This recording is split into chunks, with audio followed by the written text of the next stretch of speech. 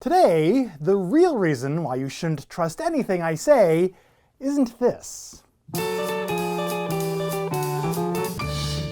Hey there! I'm Chaz Marler from Pair of Dice Paradise. I'm a tabletop gamer who periodically posts his thoughts about games and the gaming industry here on YouTube. And you know, as someone with both an opinion and the misconception that people out there want to hear it, it is crucial that I retain my objectivity when making those opinions known. Because viewers out there actually put their trust in me. Me!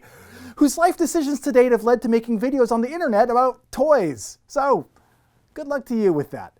But you know what? As one whose product opinions could potentially influence the purchasing decisions of consumers, I have learned that, much like the people who I play Magic the Gathering with, nobody out there likes being cheated. So, whether I declare a product to be fantastic or abysmal, viewers out there need to trust that what I am saying is my own personal truth. All right, but then what happens if, say, a company comes along and offers to pay me to evaluate their product, to produce a paid review, for lack of a better term? Well, if you spend as much time as I do online searching for new suckers to swindle at Magic, then you have inevitably encountered discussions about the ethicality of these paid reviews, accusations that some media makers are secretly selling positive feedback, and the negative impact that all of this has on our gaming community and the industry as a whole. I mean, after all, why would I say something nasty about a product if I'm being paid to present it? It makes sense, and nobody out there, including me, wants to be deceived. I mean, it's the same reason why I no longer see my daughter's school plays. I mean, I know that that's not the real Willie Loman up there on stage. It's that Andrew kid from her science class. And he's not very good. Yeah, that's right, Mr. and Mrs. Kensington. Your son is a hack. 1 star. So there you have it.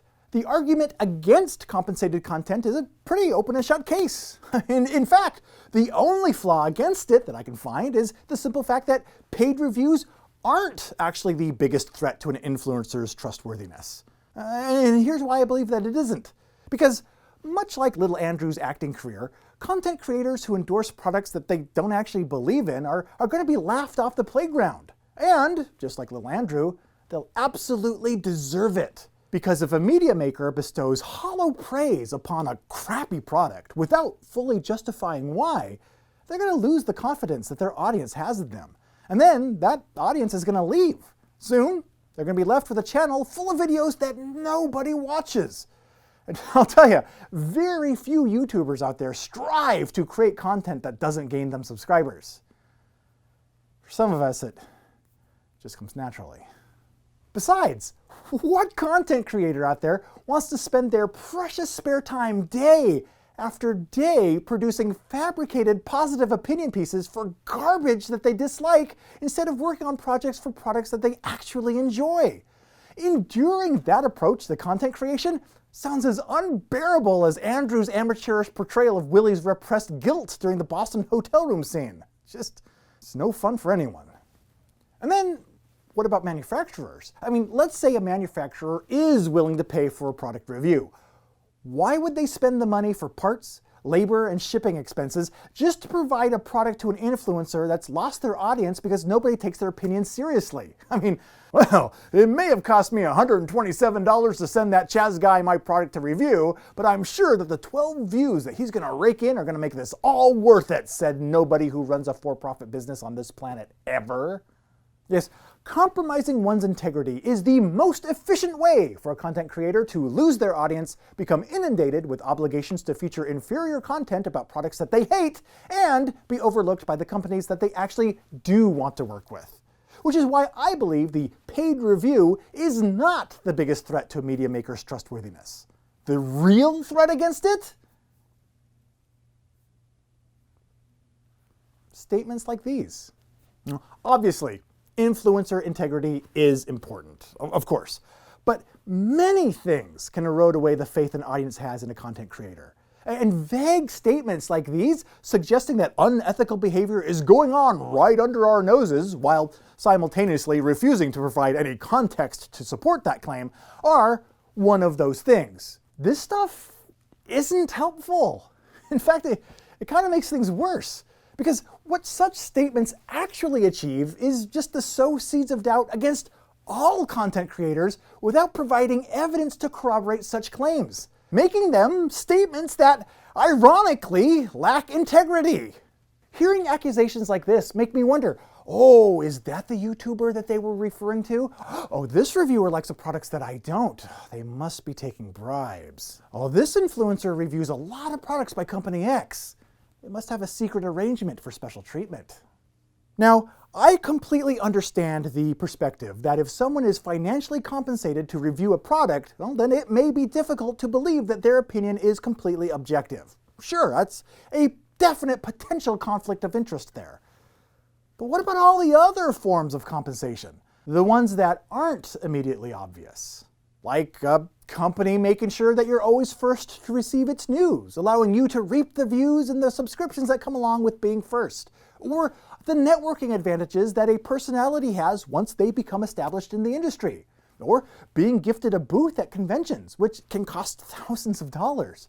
Or being invited to industry events, or assistance with air travel and hotel expenses, receiving sponsorships for content and events that you host, or access to complimentary rooms and equipment for recording content at events. Additionally, manufacturers do donate to content creators' crowdfunding campaigns. They provide promos and other swag for their fundraisers. They include an influencer's logo, award, or seal of approval on their products. They advertise directly with and sponsor the media that they make. And get this, they even, occasionally, form real human friendships with content creators. And many of those things can be far more lucrative than doing a paid review project. Yeah. Which brings me to my point. First, stop casting Andrew in school plays. He has the charisma of a dead fish. Secondly, a fundamental flaw with the attitude against paid reviews is that it often doesn't consider the numerous other secondary and passive income streams that an influencer can be influenced by. And yet, media makers manage to maintain their objectivity while benefiting from all sorts of compensation, even compensation that you don't see, as long as they maintain their professionalism. Because earning money for producing opinion-based content doesn't automatically make someone a shill, and refusing to accept compensation while reviewing a product doesn't automatically make someone trustworthy. Oh, sure, yes, accepting payment to evaluate a product is a slippery slope, so tread carefully. But I would hope that content creators would not be made to feel embarrassed, afraid, or ashamed of being compensated for the work that they produce. Because compensation itself does not dismantle one's integrity. Integrity is something that we accumulate or lose with every statement that we make, whether being paid 5 figures to record a video stating our opinion, or by giving it away for free on social media. Nobody who feels compelled to invest their time and their talents in producing content of value should feel that they are required to produce that content of value for free. I would suggest that everyone who wants to monetize the media that they make should ask themselves, first, can I retain my objectivity? And if so, then what is my time, my talent, and my voice worth? And then, go do what feels right for you.